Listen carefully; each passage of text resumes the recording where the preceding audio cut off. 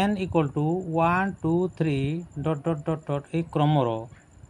276তম 276তম অঙ্ক কেতে ହେବ ଏଭଳିଆ क्वेश्चन ଥିଲେ ଆମେ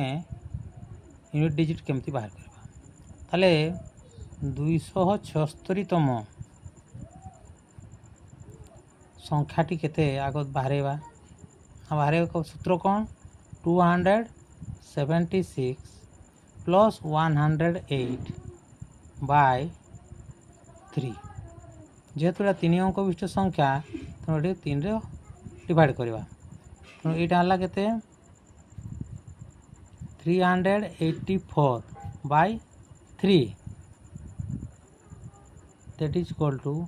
128 तेणु 176तम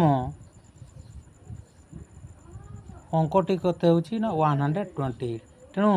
तार एकक स्थान रे केते रहउची 8 रहउची 8 होची हला ताले एठू क्यों जानले जदि दुई अंक विशिष्ट संख्या कहितो क्रम रे ताले आम एठी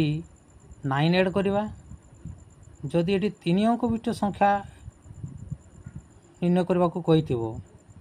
ताले हमको 108 ऐड करी 3 रे डिवाइड करबा को हेबो।